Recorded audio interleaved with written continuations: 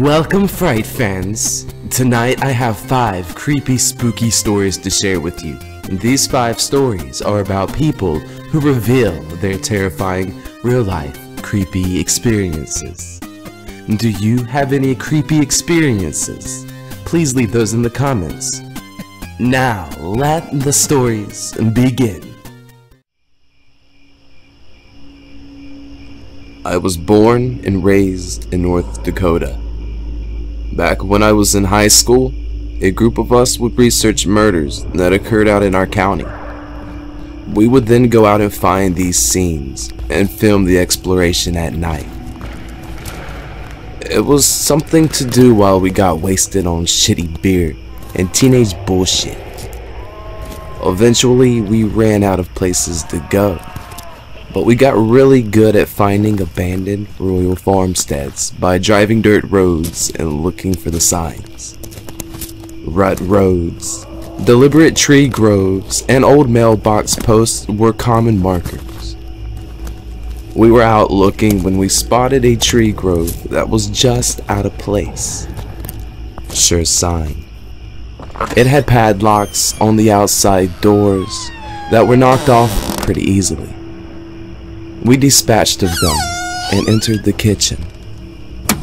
There were 6 of us, all with flashlights, and we lit up the kitchen dining area fairly easy. The table was the initial thing we noticed, and it was strange because of how normal it looked. It was set for a meal and not a bowl was out of place.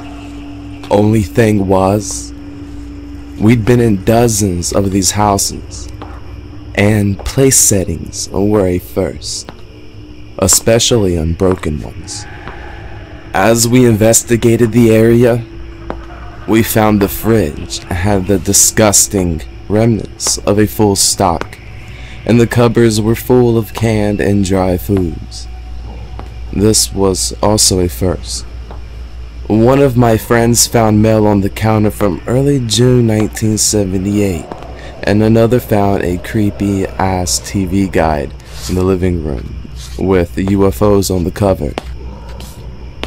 All the family photos were hanging up. Mom, Dad, bro and sis in their 1970s glory. Furniture was dusty, but in good condition. Closets were full. Everything was totally normal, which was super abnormal. As we dug around the house, we all started to realize that this house had not been moved out of. It had been straight up abandoned. Imagine locking the door to your house and never coming back. That's the state this house was in. Complete unplanned departure. We went upstairs and split into 3 pairs to check out the 3 rooms. Ours was the closest, and obviously it was the younger boy's room. I can't describe what it looked like too well, because almost right away from the hall, we heard the most terrifying scream. We went running into the hallway and were all yelling questions at each other at the same time. After a few really long seconds, the 2 screamers caught their breath and said, "You have to go in and see." I prayed I wouldn't look like a wimp in front of my friends. I shouldn't have been too concerned because the others were as scared as I was. The room itself, up to the left of the door frame and centered on the right of the room, was a queenish sized bed. Propped up on the pillows, with the blanket drawn to its waist, arms on top of the blanket, and worst of all, head turned slightly so it was looking you straight in the eyes when you entered the room, was a life-size porcelain doll.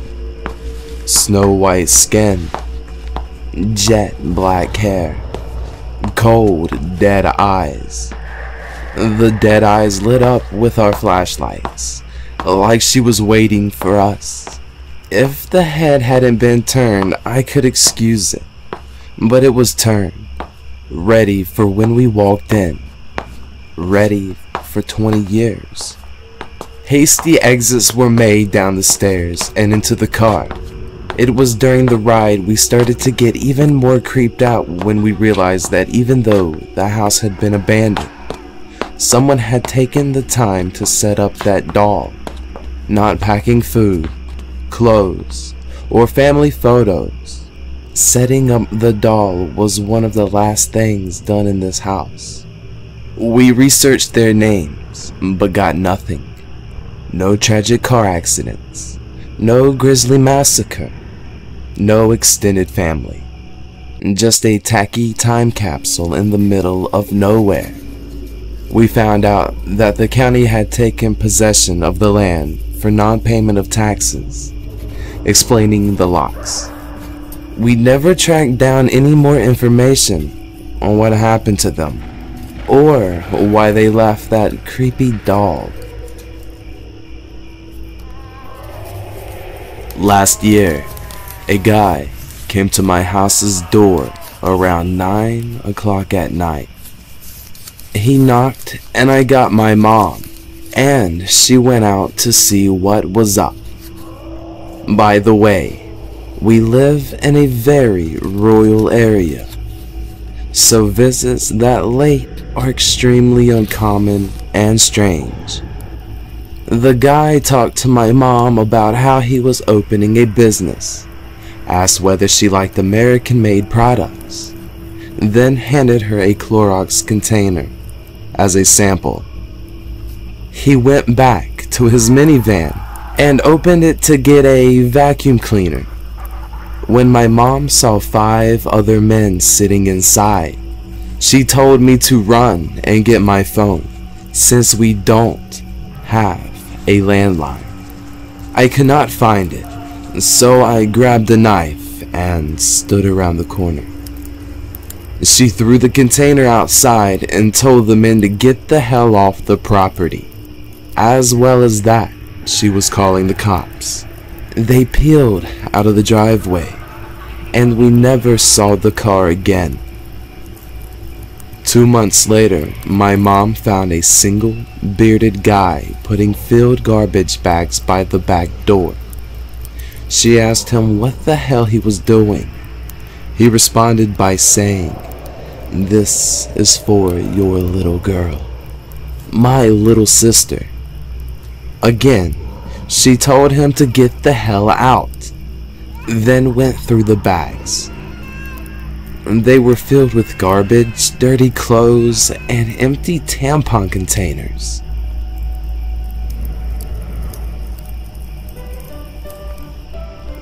When I was little, my mom would take me to Kmart and let me wander around the toys section while she shopped. This was normal in the 70s. One day, as I was playing Simon Says, an old man walked up to me and was making small talk while I played. He eventually told me to come with him and took me by the hand. We walked right down the main center aisle of the store, right towards the exit sign in the back. As we crossed the last row, I looked to the right and saw my mom at the end of the row.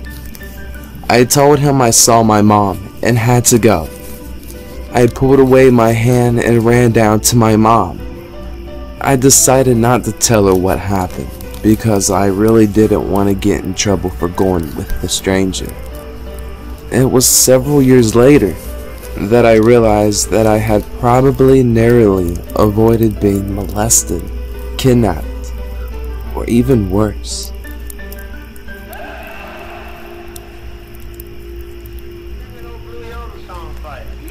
I was driving down a country road about 1 a.m. with my buddy one night in the summer. We come up to a one-lane, old rickety bridge at the bottom of a valley.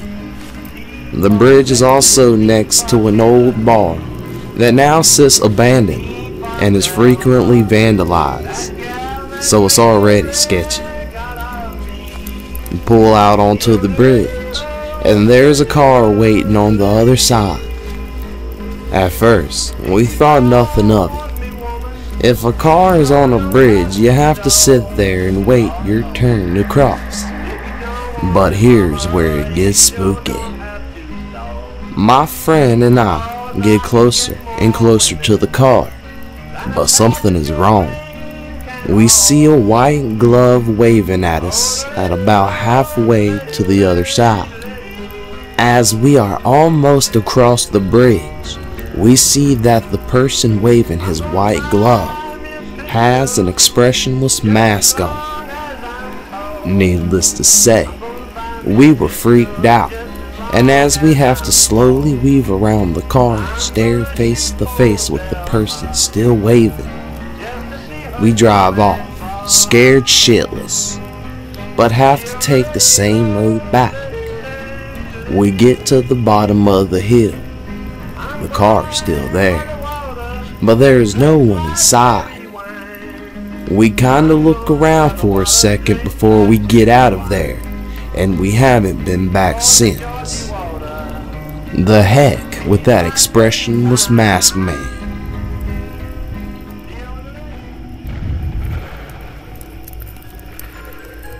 Okay, so even though this isn't supernatural or creepy or anything, it was freaking scary. I live in Sydney, Australia, and this was probably just over a year ago. I was driving with my girlfriend back to my home after going out for a lovely dinner at her friend's house in Bundy, which is about 15 minutes away from my area called Watson's Bay. To get back to my place, you need to drive down into a valley near the harbor, down a long, winding main road that progressively takes you down to the water. It was around 1:30 or 2 a.m., and we were making our way down the road, not really paying attention to much. And she suddenly grabs my arm and gasps, which freaked me out. As I'm looking around as to what is going on, we approach the roundabout, and there is a man in medical looking attire next to a woman in what looked like white pajamas, with blood covering a lot of her clothing. Now, obviously, my balls dropped and instincts kicked in as I sped up. It's quite a small roundabout, so you need to either slow down enough to turn left or speed up and nope straight out of there. I go straight, and as we pass the woman, she attempts to launch herself at my car as the man looked like he was trying to stop her. I sped off. We got home about 3 or 4 minutes later, and we were both pretty shaken and basically scared out of our wits. We decided to call the police to inform them of what we just saw. We got a call back the next afternoon explaining how a woman had somehow run away from a mental home and was attempting to commit suicide using sharp objects and running onto the main roads. The man was one of the first workers who knew her on the scene, and apparently they managed to bring her back to where she lived. I heard nothing more after that.